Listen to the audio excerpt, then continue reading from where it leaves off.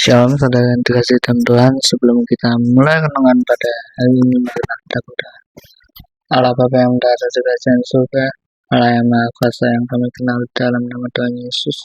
Terima kasih Bapa atas setiap anugerah yang Kau berikan bagi kami, atas setiap berkat. Dari semalam kami boleh istirahat dengan nyenyak. Engkau melindungi kami bahkan hingga detik ini Tuhan. Kami juga boleh beraktivitas dalam keadaan yang sehat dan penuh semangat dengan cuaca yang cerah juga. Terima kasih Bapa. Sebentar kami ingin mendengarkan renungan firman-Mu. Berkati kami Tuhan, bukalah mata hati dan pikiran kami Tuhan, pakailah kami untuk meresapi dan juga melaksanakan setiap dari firman-firman-Mu ini Tuhan. Pakailah kami untuk menjadi saksi dan alat-Mu dimanapun kami berada, dalam nama Tuhan Yesus. Haleluya. Amin. Saudara yang dikasih dalam Tuhan, renungan pada hari ini diambil dari Yohanes pasal yang kelima, ayat yang ke-33 hingga yang ke-36. Demikianlah firman Tuhan. Jawab mereka, kami adalah keturunan Abraham dan tidak pernah menjadi hamba siapapun. Bagaimana engkau dapat berkata, kamu akan merdeka? Kata Yesus pada mereka, aku berkata kepadamu, sesungguhnya setiap orang yang berbuat dosa adalah hamba dosa. Dan hamba tidak tetap tinggal dalam rumah, tetapi anak tetap tinggal dalam rumah. Jadi apabila anak itu memerdekakan kamu pun benar-benar merdeka. Amin. Saudara yang dikasih dalam Tuhan, renungan pada hari ini berbicara tentang hamba dosa. Apa artinya hamba? Hamba dalam KBBI disebut sebagai sinonim dari pelayan atau budak. Tetapi dalam berbagai konsep agama, hamba adalah atau berarti orang yang taat dan berserah sama Tuhan. Itu adalah hamba. Nah, pada ayat hari ini berbicara tentang hamba dosa. Itu artinya apa? Bahwa ketika kita berbuat dosa, kita otomatis juga menuruti iblis. Artinya apa? Iblis tidak segan-segan atau bahkan punya berbagai cara agar manusia melakukan dosa. Dan jika kita terus melakukan dosa, kita menjadi hamba iblis. Yang artinya apa? Kita adalah hamba dan iblis adalah bapaknya. Dimana ketika iblis sudah menjadi bapa atas kita justru akan terlena dan akan terus berbuat dosa, akan tergoda terus untuk melakukan dosa, terus dan terus. Amin. Dikatakan di ayat 35, dan hamba tidak tetap tinggal dalam rumah, tetapi anak tetap tinggal dalam rumah. Ini artinya apa? Rumah ibaratnya diri kita sendiri, dan hamba tidak tetap tinggal dalam rumah. Itu artinya bahwa ketika kita sudah melakukan dosa, dan kita jatuh ke dalam dosa, tetapi kita tidak mau bertobat, kita tidak mau kembali pada Tuhan, kita akan terus melakukan dosa dan bahkan dosa yang lain juga akan terus kita lakukan. Misalnya, kita pertama melakukan dosa mencuri. Amin.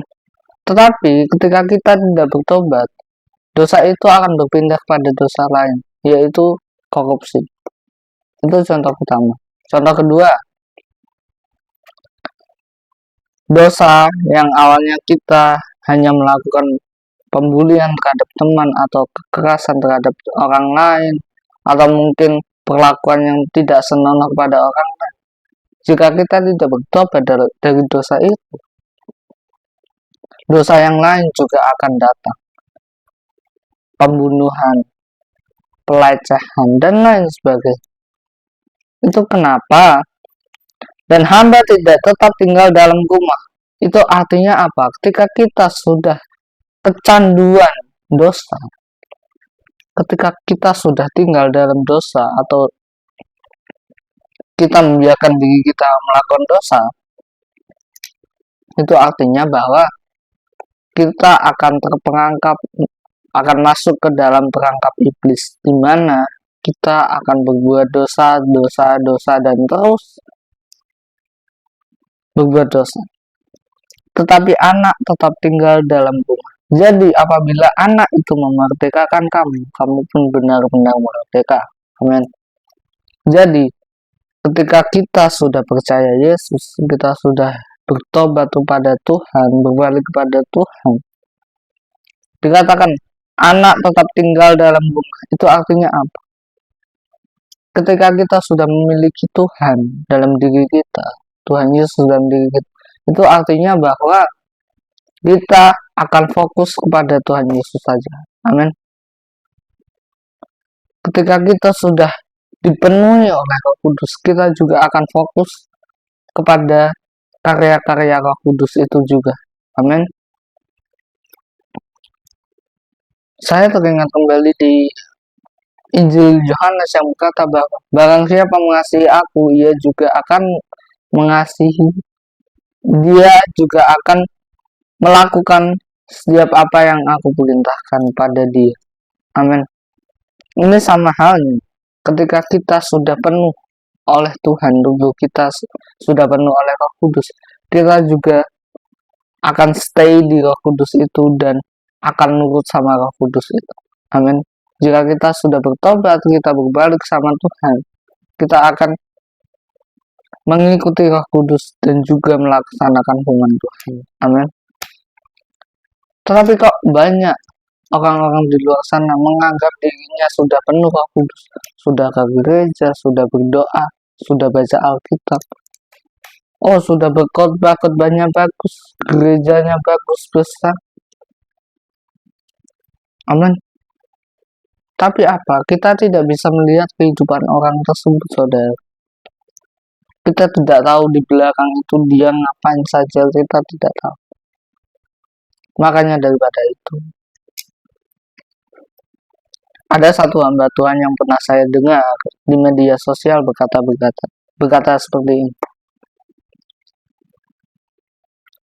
Kalau Anda semua ingin berdoa, berdoalah agar meminta seseorang, bukan sesuatu. Ini yang jelas saya tangkap adalah bahwa ketika kita meminta seseorang, yaitu Tuhan itu sendiri, Tuhan Yesus itu sendiri, semuanya atau segala sesuatu akan dipenuhi. Kembali lagi Matius 6 ayat 33. Carilah dahulu kerajaan Allah dan kebenarannya, maka semuanya akan ditambahkan kepadamu. Jadi ketika kita bertobat lagi, berbalik kepada Allah lagi, mendekatkan diri kepada Allah, Tuhan juga yang akan memberikan semuanya bagi kita. Tuhan yang akan mengangkat tidak hanya kebutuhan jasmani saja, tetapi yang terpenting di sini adalah kebutuhan rohani kita terpenuhi oleh Roh Kudus. Amin. Hal ini ditegaskan di dalam Roma 3 ayat 9 sampai yang ke-15. Dan dilanjutkan ayat yang ke-23 hingga yang ke-24. Demikianlah firman Tuhan. Jadi bagaimana? Adakah kita mempunyai kelebihan daripada orang lain? Sama sekali tidak, sebab di atas telah kita tuduh baik orang Yahudi maupun orang Yunani, bahwa mereka semua ada di bawah kuasa dosa. Seperti ada tertulis, tidak ada yang benar, seorang pun tidak. Tidak ada seorang pun yang berakal budi. Tidak ada seorang pun yang mencari Allah. Semua orang telah menyeleweng. Mereka semua tidak berguna. Tidak ada yang membuat baik. Seorang pun tidak. Kerongkongan mereka seperti kubur yang ternganga. Lidah mereka merayu-rayu. Bibir mereka mengandung bisa. Mulut mereka penuh dengan sumpah serapah. Kaki mereka cepat untuk menumpahkan darah. Keruntuhan dan kebinasaan mereka tinggalkan di jalan mereka, dan jalan damai tidak mereka kenal. Amin. Next ayat 23. Karena semua orang telah berbuat dosa dan telah kehilangan kemuliaan Allah, dan oleh karena kasih karunia telah dibenarkan dengan cuma-cuma oleh penebusan, karena penebusan dalam Kristus Yesus. Amin. Kenapa Alkitab berkata bahwa semua orang telah berbuat dosa dan telah kehilangan kemuliaan Allah? Seandainya kalau Adam Hawa tidak tergoda oleh buah pengetahuan dan mereka tidak melanggar aturan Allah yang melanggar mereka memakan buah pengetahuan, kita semua akan ada di surga. Amin. Tetapi karena Adam dan Hawa, karena mereka memakan buah pengetahuan yang dilanggar, yang tidak diperbolehkan oleh Allah, mereka jatuh ke dalam dosa dan mereka dibuang dari Taman Eden, keluar dari Taman Eden dan dibuang ke bumi. Dan itulah kenapa manusia sejak saat itu sudah dikuasai dosa. Amin. Walaupun mereka dari lahir tidak berbuat dosa, tetapi mereka sudah mengandung benih-benih dosa yang mungkin mereka akan kembangkan saat mereka dewasa. Sebagai contoh, keluarga, orang tua, atau siapapun itu tidak pernah mengajari kita berbuat jahat, berbuat dosa, seperti mencuri, mencontek. Tetapi apa? Karena kita membawa benih-benih dosa, kita jadi tahu caranya mencontek, tahu caranya mencuri, tahu caranya berbohong. Padahal kita tidak diajari siapa-siapa. Itulah kenapa semua orang telah berbuat dosa dan telah kehilangan kemuliaan Tuhan. Karena sejak Adam Hawa dijatuhkan dalam bumi, semua manusia, keturunan-keturunannya, bahkan sampai sekarang, semuanya itu sudah dipenuhi dosa. Dan jika mereka tidak bertobat, jika mereka meninggalkan Tuhan dan tidak dekat lagi sama Tuhan, mereka juga yang akan kena hukuman maut. Karena dosa adalah maut dan hidup adalah kekal. Amin. Nah, lalu bagaimana jika saya sudah baptis tetapi saya melakukan dosa lagi? Apakah saya akan dibaptis ulang? Jawabannya adalah tidak. Kenapa? Baptisan adalah tanda persatuan tubuh kita, darah kita, roh kita dengan Kristus Yesus. Amin. Dalam baptisan tubuh kita ditenggelamkan. Itu artinya apa?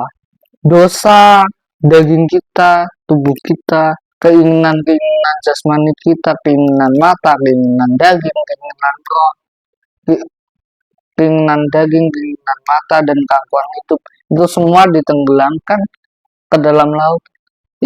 Itu tandanya adalah ketika kita sudah dibaptis, kita sudah tidak lagi dikuasain oleh daging dan dikuasain oleh diri sendiri, tetapi tubuh kita juga adalah punya Tuhan, dan hati kita adalah juga bait Roh Kudus, dimana kita tidak bisa melakukan semuanya itu sendirian atau berjalan sendirian. Tentu kita juga butuh pertolongan Roh Kudus untuk melakukan kegiatan kita. Amin. Lalu bagaimana jika kita setelah dibaptis kita masih melakukan dosa? Itu adalah hal wajar karena kita masih hidup dalam dunia, kita masih hidup dan daging kita ini masih hidup. Tentu ada perlawanan kuat antara keinginan daging dan juga keinginan. Lalu bagaimana jika kita lebih menuruti keinginan daging? Kita tidak perlu dibaptis ulang, saudara. Tetapi kita hanya butuh melakukan pertobatan lagi. Kita bertobat lagi. Kita mengakui dosa-dosa kita di hadapan Tuhan. Amin. Akuilah dosa-dosamu, sebab Allah itu Maha Kasih dan Maha Pengampun. Amin.